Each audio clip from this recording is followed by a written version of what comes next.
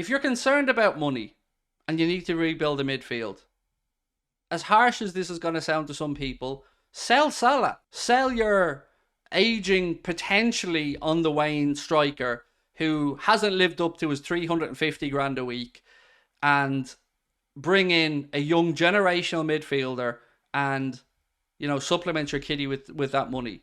Again, look at the wages you'd save. They'd more than cover any wages for Bellingham. And I would suggest that Bellingham over 5, 6 or 7 years would make far more sense. Again, I'm not saying we want to sell Mohamed Salah, but I'm saying to you, it just doesn't make sense. If you need to supplement the kitty, there are plenty of players can be moved on. And also, get rid of James Milner. 7 million quid a year in wages, roughly, on 140 grand a week. And Klopp's thinking about signing up to an extension? For what? We've got fucking Dad's Army in midfield anyway. We've 11 midfielders at the club, and we're struggling to put 3 of them out because they're not good enough. I agree on selling Salah, and I will consider selling Trent. Exactly. If we need to fund a rebuild, if we really need to, if money is the problem in this, then just get rid of some of the lads who ain't cutting it. As harsh as it sounds, we're looking to our future. We're looking to a rebuild. We're looking for Klopp's second team. It all needs to make sense. And also, one of these things that Klopp's very aware he needs to get a new 6 to fill in Fabinho's role. Right? So let's go with that here from David Maddock. Klopp will attempt to resurrect his interest for Arlie and Tchouameni. Klopp believes his biggest priority this summer is to land a top-class holding midfield player to replace Fabinho. Then why isn't one fucking media outlet reporting that we're going to sell Fabinho? Just one of the English side. Not one of them have mentioned us selling Fabinho. But if he ain't good enough and we're short of money, and Klopp saying that that's the priority of where we need to strengthen, then why aren't we talking about selling him?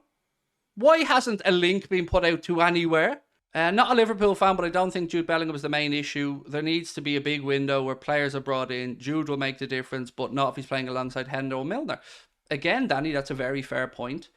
But that's something we've known for a long time, mate, right? So I agree. You can't have him in there with Milner and Henderson, but we've got a natural conclusion to James Milner right now. So Liverpool aren't short of midfielders. What we're short of is quality.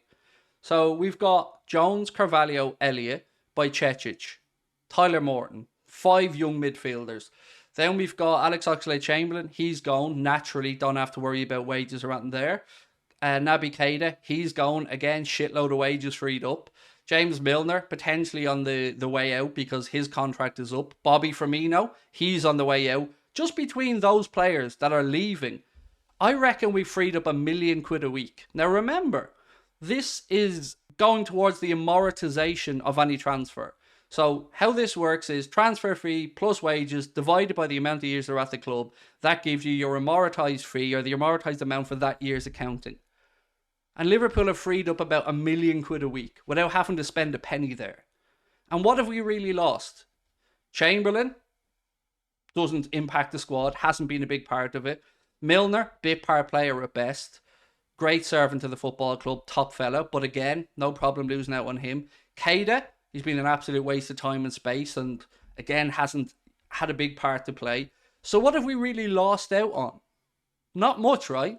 But we do have the opportunity to get rid of them and free up a shitload of wages that we can invest elsewhere. So some of that is naturally done for us. Could sell Fabinho for a decent amount. Ox, Naby and Matip leaving, which frees up wages. And you'd get a little fee for Matip as well, by the way. Because Matip's contract isn't up. We'll get a little transfer fee for him. Overall, it makes sense. We don't need a whole rebuild. It's more a lack of elite mentality. We need fresh legs in the middle. Get Jude and 2 others. Exactly. Get Jude Bellingham. Get Moses Caicedo if you want him. And bring in the likes of a Yuri Tielemans on a free. And we've got more than enough. Particularly when Thiago has 1 more year to go. So, in my scenario, you've brought in Moses Caicedo and Jude Bellingham for a fee of about, I'm going to say about 170 to 180 million pound. You're getting Yuri Tielemans on a free, but yes, you will have to pay him quite a high wage, but that's done with the amortization that I spoke about over the length of his time at the club. Again, then you have Bellingham, Caicedo, Yuri Tielemans, Jordan Henderson. We've sold Fabinho in this exchange here. You've got Curtis Jones, you've got Harvey Elliott, you've got Fabio Carvalho, you've got Stefan Bajcetic. That's 9 I'm up to before we talk about Tyler Morton coming back. So again, we play 3 midfielders.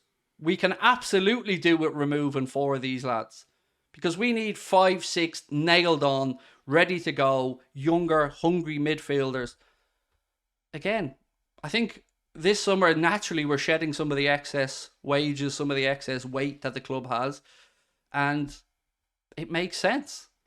Dusk, thank you, mate, for subscribing to Prime. Hi, Craig. Just wonder, could this saga be on purpose? Because now if we sign Jude, they look good. I don't think it's done for that purpose. But I do think it is a stance. I think it is part of a negotiation.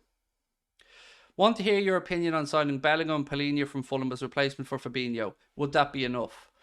I think we'd be a little bit short. I mean, if you threw in another decent player like a Gravenberch maybe in there, or somebody like that, maybe let's say 30, 40 million-ish, which should be doable, particularly if we move on Fabinho to bring in Palhinha. Then I think, again, money-wise, that's not out of the question. Palhinha is an interesting one because what is he, 26 at the minute? Certainly doing bits with Fulham and a lot to admire there. But the Caicedo stuff again, why all of a sudden in January was 70 million too much, but now all of a sudden it's, come on, let's get that 70 million for Caicedo. Does that make sense to anybody?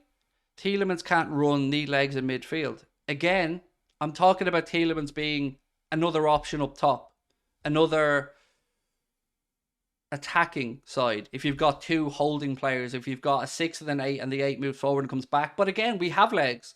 We've got Elliott, we've got Jones, we've got Bajcetic, we've got Thiago. So we can't just forget that these players exist as well. If you say we need 6 new players, what's the point in buying Bellingham for 130 million? When did I say we need 6 new players? I absolutely never said we need 6 new players. We need 4 players, in my opinion. 3 midfielders and a centre-back. So, again, I'm absolutely fine if people want to pull me up on stuff, but please let it be shit that I actually fucking said.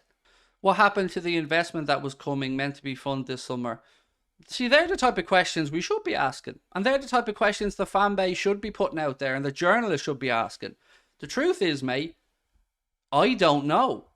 Somebody on Twitter the other day, and say somebody on Twitter, somebody who's pretty fucking decent on Twitter, not just some rando, said that they believe, I think Alex, I can't remember the guy's name now off the top of my head, said that, believed that investment was still forthcoming. Now look, when I don't know something, I tell you I don't know something. And I don't know about anything else other than what I've told you about Bellingham.